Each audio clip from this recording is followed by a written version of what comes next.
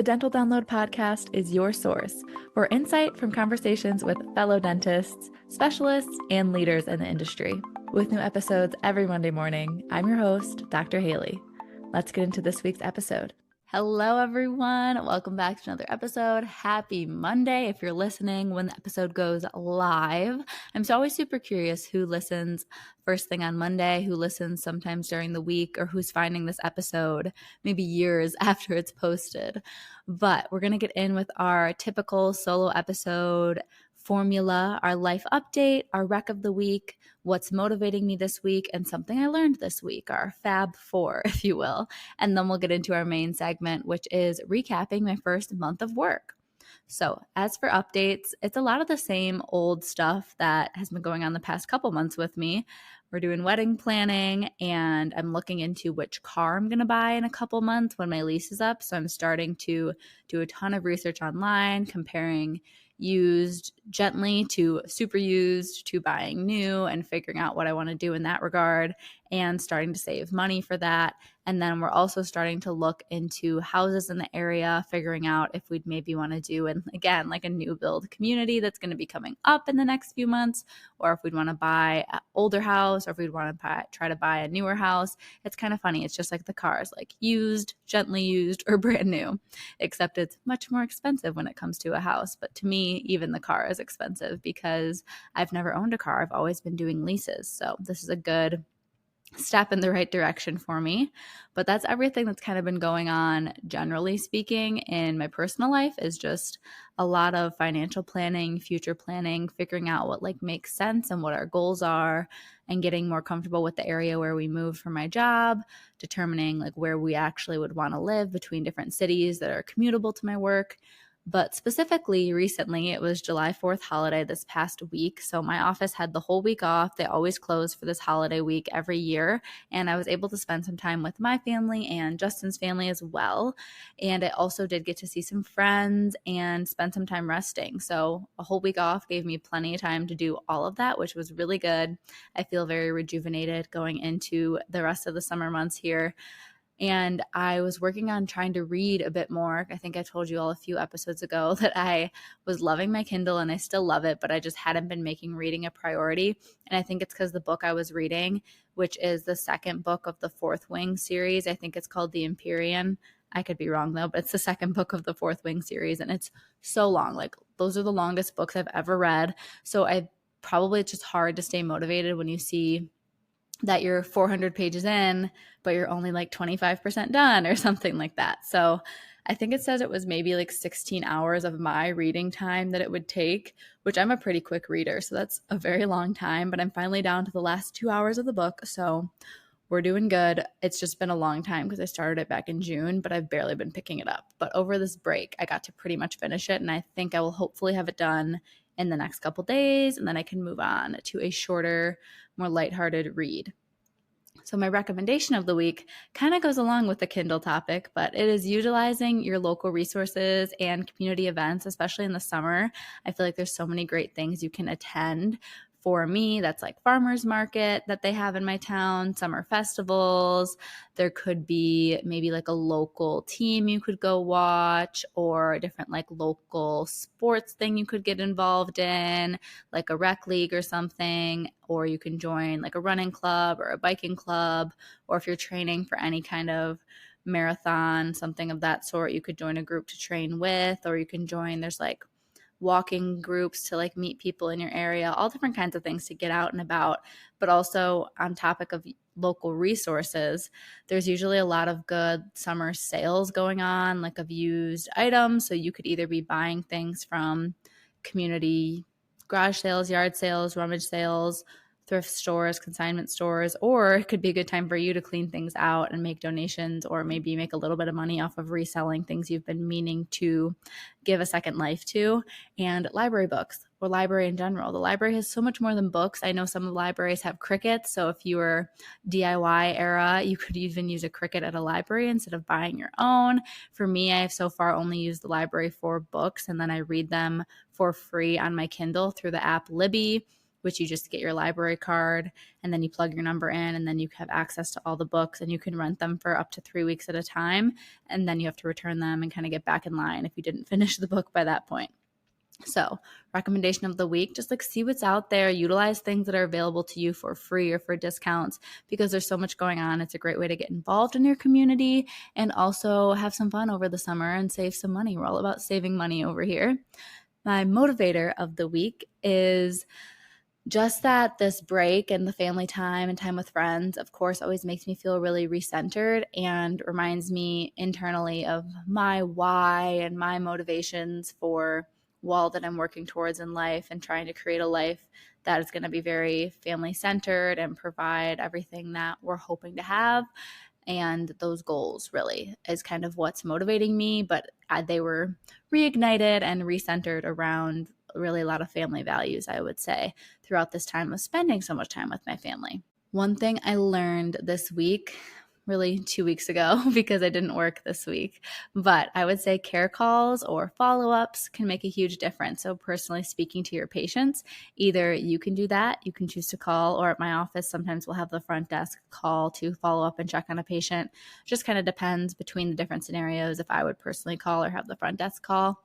But something that people don't always think about is you can do a call to your patients before an appointment, especially in a big group practice setting or something, or just coming in as a new doc. If you didn't meet the patient or plan this treatment, it could be a good idea to call the patient ahead of time and give them a chance to meet you over the phone and ask any questions that they may have about the procedure, or for you as the dentist that's going to be doing the procedure. And if you want to go over any specific risks or complications, you don't want to scare them away, but if you feel like it could be good to go over that in your own words, that's something you can do. Granted, I've only done a pre-procedure phone call to a patient one time so far, but situationally, I know that I will again. Some offices, I know associates like Dr. Connie Wang, who is going to be a podcast guest soon, she put a whole blog post out talking about this, but she likes to call a lot of her patients in advance. So I know some associates that call almost every patient to introduce themselves again or answer questions about the procedure.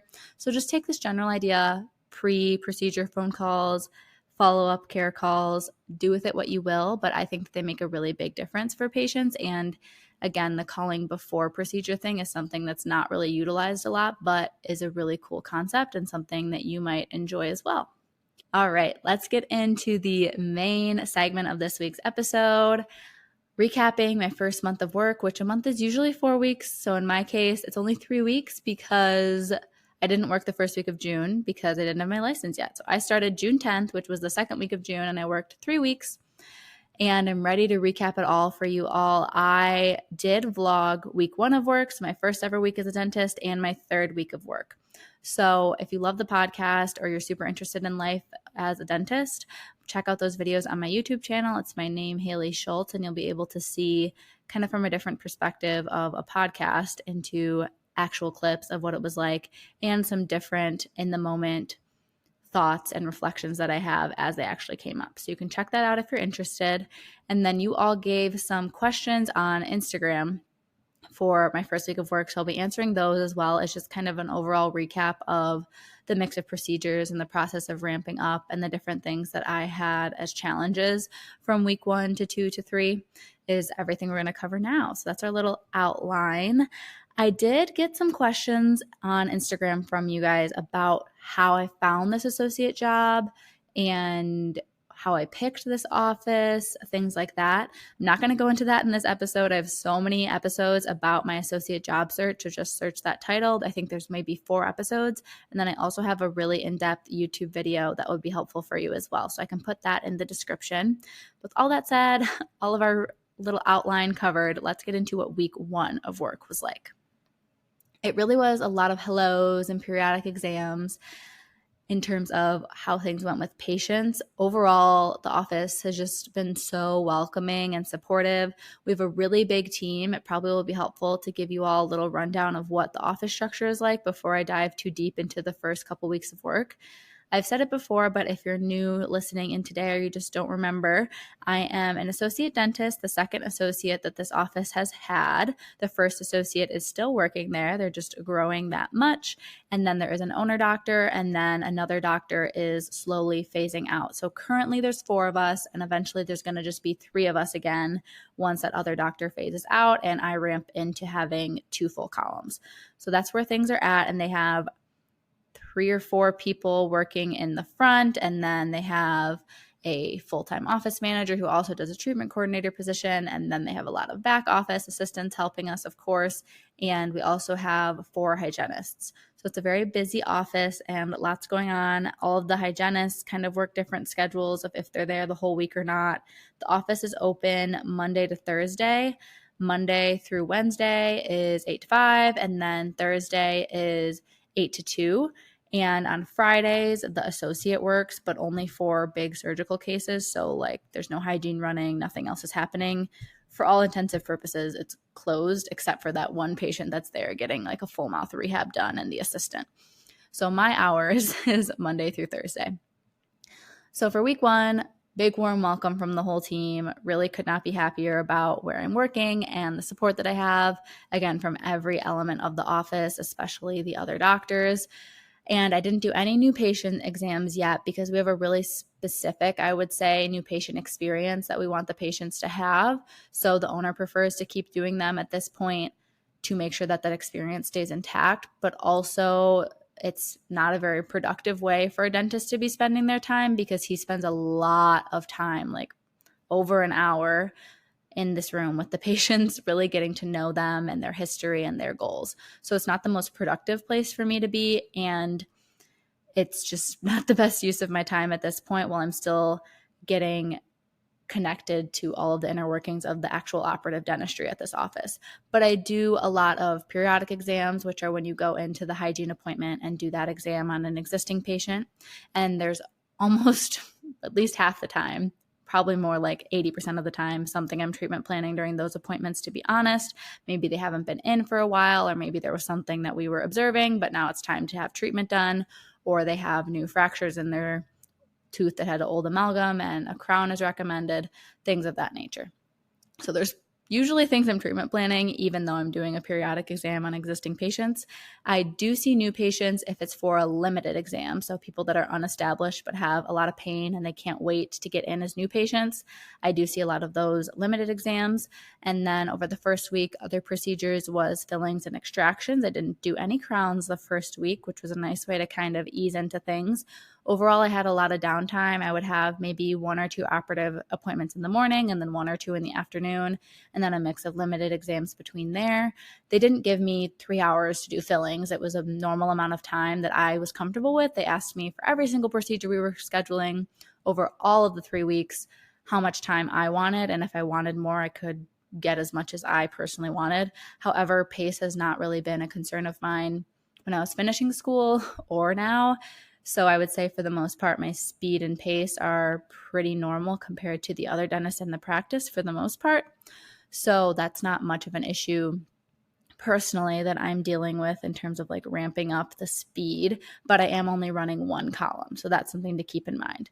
So I had less appointments per day, which meant I had more downtime. And the main reason was because 1, just easing me into things, but 2, they didn't know if I would have my license yet. So they couldn't schedule patients for procedures for me that week until very last minute once we knew I had my license. And then at that point, obviously there's not as many chairs available and patients aren't available for appointments. But we did get some in there nonetheless for my first week. Now that I'm a practicing dentist and loving it, I keep thinking about the ways to make my operatory processes more efficient for our team and healthy for our patients. That includes something that isn't exactly an everyday conversation: maintaining the dental unit water lines. Have you ever heard of A-dec's waterline maintenance products to help simplify your routine? Microbial contamination buildup doesn't taste good and it doesn't smell good. A-dec ICX Waterline Treatment tablets and ICX Renew Waterline Shock Treatment work together to eliminate this buildup and prevent future accumulation. The products are ready to use, making effective dental unit waterline and equipment maintenance more efficient. And bonus, they're formulated without harsh chemicals. You can use the link in my show notes to learn more about this topic and request a free sample. Clean water for your patients and free samples in the mail. What could be easier than that? So for week 2, this is when things started to get a little more real because I started doing some crowns at the office. And I would say the crowns have been the only procedure so far that I've had the most grievances with. So basically every single crown, I was trying to improve something new because there were always like a bunch of little things I wished would have been even better for each procedure, or things that were harder than they'd like them to be. But it was so many different little things, but I tried my best to just take it one step at a time and pick one thing to work on going into the next crown. And then once that's fixed, now issue A and B are good. Now we're going to move on to issue C for the next crown. Now that that's fixed, A, B, and C are good every single time. Like really working on good, concise solutions that become systems for my workflow and become, I do it this way every time and it always works. But sometimes that takes multiple repetitions to get there. Sometimes it only takes between one crown to the next. It really just depends. But there was a lot of things I wanted to get better at, whether it was just feeling smoother to me or reducing problems with trying to seat the crown, everything like that. But basically, there were so many different little things I wanted to work on. So first, it might have been the contacts. As I designed them in the CEREC, they were too tight. I had to adjust them a lot in the mouth. And eventually, I figured out how I like to design them in the system, and now I can seat them without adjusting the contacts. Things like that. But it did take me time and extra effort beyond just between patients to patients. I did a lot of talking to the other doctors, see how they design them in the system. I went home and watched more videos about CEREC crown design, and coming back from all of that and focusing on one thing at a time and one thing at a time. Overall, I would say I'm doing a lot better with the digital design, and we are planning to have me take a CE course in a couple more months about CEREC design, but we just want to get more crowns under my belt before I go to the course. And everything else for week 2 felt really good. At this point, it was a full schedule, so a full column, and I would have some downtime between patients while the assistants are flipping the room and bringing the patient back. Once the patient's getting numb, I could go work on notes or observe something else.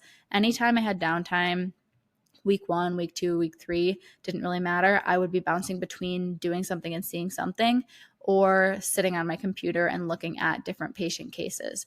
So things I would look at around the office, I would watch the assistants talk to patients before and after appointments or during new patient exams to see the verbiage that they use and questions that they ask and ways that they respond to patient questions.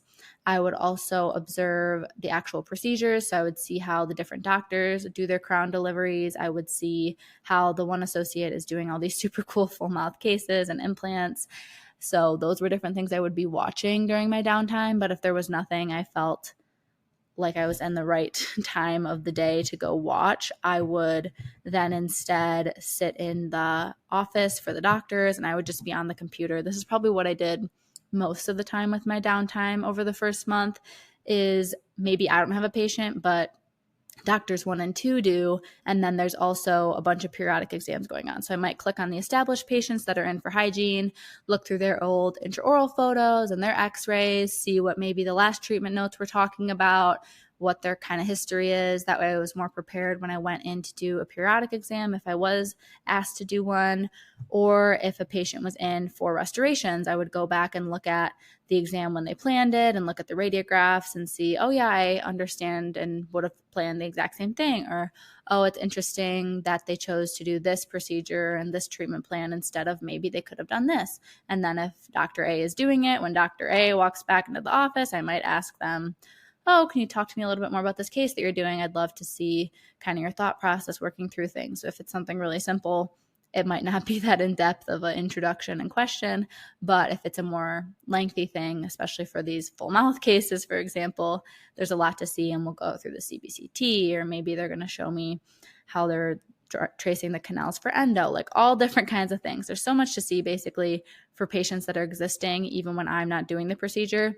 I just kind of dive in there and think through it like I am, what I would do, what I would be prepared for, everything like that. So whether it's the radiographs, the CBCT, the treatment notes, plenty of things to keep me busy is the main summary there. So that was week 2, and I guess a little bit more about what I did in general, the downtime the first month. And week 3, the last week of work for my first month, again, everything for extractions, for restorations were pretty smooth sailing. Some limited exams in general over the first month kind of pushed me out of my comfort zone a little bit, just if they were more tricky to figure out what the issue was. When it comes to having a CBCT, you'd think pretty much everything we could diagnose why someone's having pain, but sometimes nothing was showing up in the CBCT either. So it was one of those more mysterious dental situations, and you had to just kind of make a judgment call and explain to the patient that we don't have clear diagnostics telling us one way or the other of what to do. This is my educated opinion on the next best step if you want to try to take action and try to address this. However, we can't guarantee that it's going to work because we don't have all of the green lights telling us that this is the direction to go. However, the reason I'm thinking this is because of this, back it up with some evidence, and let the patient choose if they want to act on it or if they want to just see if their pain gets better, if there's not much of an indication of what's going on. But for the most part, like 99, maybe 95% of all the limited exams and pain and emergencies and things coming in, I felt pretty equipped to do. At the end of week 2, I didn't mention this, I had a really challenging pediatric extraction that I ended up referring. So screaming kid, the end of week 2, the very last appointment that I did, or it might have even been the end of week 1. I don't remember. I think it was actually the end of week 1. So the last thing I ended off my very first week of work was like a terrible experience. The patient was not having it. We took probably over an hour, taking a lot of breaks, doing some deep breathing, getting the patient to calm down, and then everything was good. However, couldn't get the tooth out by the time we tried. Patient was freaking out again, and it just wasn't safe. And we don't want to put the kid through too much trauma. Like there's a balance of this is going to be uncomfortable, but then it will be over and everything will be better.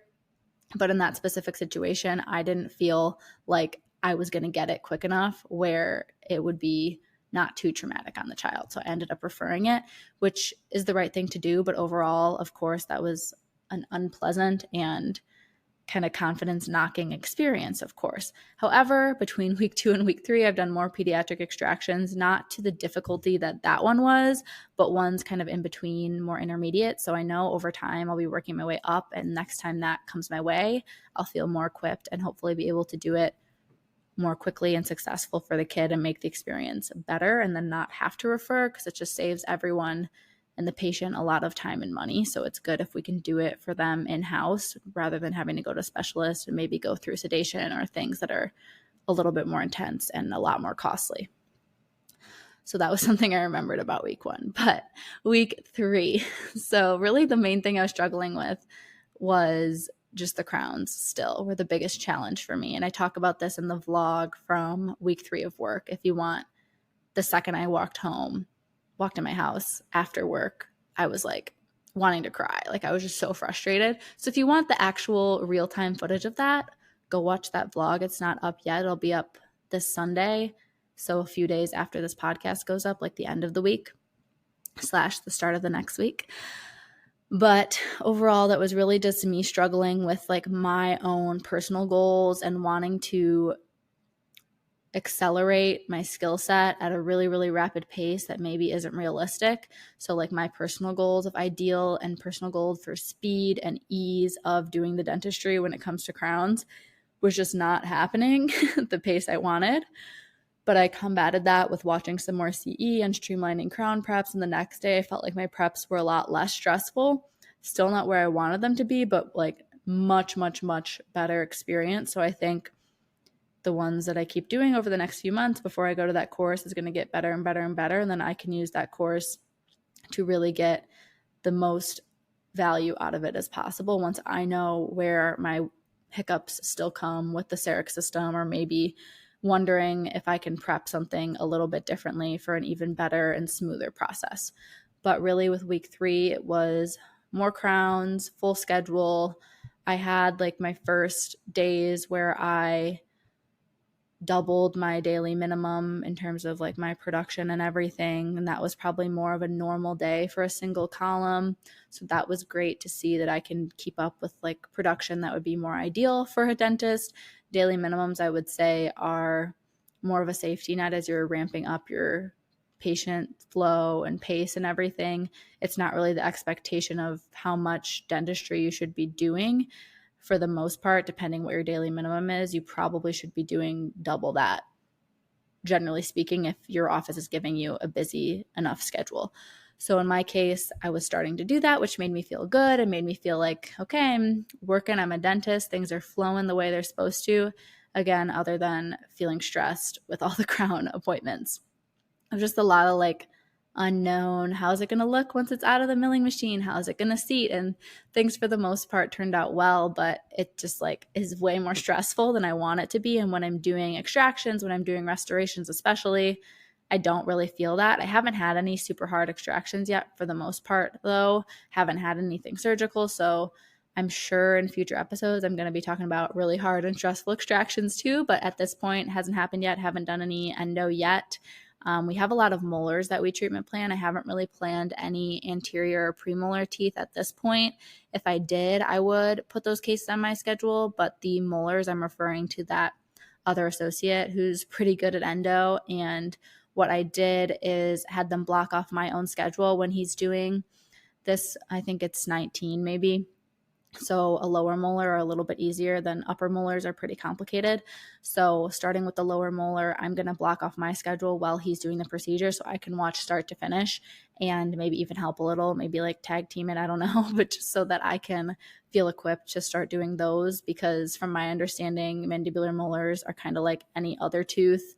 There's just multiple canals. So instead of doing one canal in the anterior, it's just like looking at different canals, even though it's one tooth. So I'm hoping I can start doing mandibular molar endo over the next few months, adding that in addition with extractions and crowns and fillings would be the main procedure scope for now. And then I'll go take that CEREC course and be a little bit more equipped with my digital design for crowns. We don't do anything sent off to the lab for crowns. For bridges, we do them in-house. Sometimes we temporize, depending, like if we just extracted a tooth and they're going to get a bridge, we're not going to deliver the final bridge right away, obviously. So sometimes we're doing temps, but very, very rarely, never for single crowns. For the aesthetic cases that the associate does, like all full mouth crowns and veneers, those get temps, but that is almost more for patients to feel happy with their outcome, not so much because we can't design and mill them all. It would take too much time probably for the patient to sit there while they're milling, and they use a really nice aesthetic material for the anteriors, but it's more so like, do you like the shape of this tooth, the length of this tooth, the color of this, before they go ahead and put that big investment into the finals. That's more so why people are in temporaries for those aesthetic cases. But for the most part, normal restorative dentistry is all done in-house, which is great, but it is a little bit of a learning curve that I'm still working my way through. So that's everything about the first month in terms of the clinical, I would say, and just an exciting update as someone who's been going into debt for 4 years and now is finally working. That first paycheck hit, and actually by now the second paycheck hit. So I'm just like thrilled. The first one was such a cool feeling. The second one, still good. But like the first one, oh, so sweet. How did I celebrate? I opened a high yield savings account. That's how I celebrated and put almost all of it in there. But that's just me, because I've been, as I said in other episodes, putting a ton of money into this move and this house that we're renting and furniture and things. So I'm just trying to build back up my savings. That will make me happy. I don't need to go on like a big shopping spree. But I got questions on Instagram for this episode asking about budgeting, starting work, loan repayment as starting work as a dentist. So I'm not really going to go into that now. This is a little foreshadowing to get you excited. I'm going to have a financial planning episode in a couple more weeks, a whole episode all about finances as a new dentist. So make sure that you're following the podcast on Instagram so you can be involved in asking questions for that episode. That's at Dental Download Podcast. And then my Instagram is at Dr. Haley DDS. Make sure you're following both so you can be sending in questions for episodes. That way you get to hear all the info that you want. And I just want to end off by saying it means so much to me having you here listening every single week. I just want to extend gratitude for that, for being part of our community. If you like the podcast, be sure that you share it with someone. And you can also go in on Apple Podcasts and on Spotify and leave a 5-star review. That helps so much. It helps more people find the show and become part of our community and learn and grow together. With all that said, I will talk to you next Monday.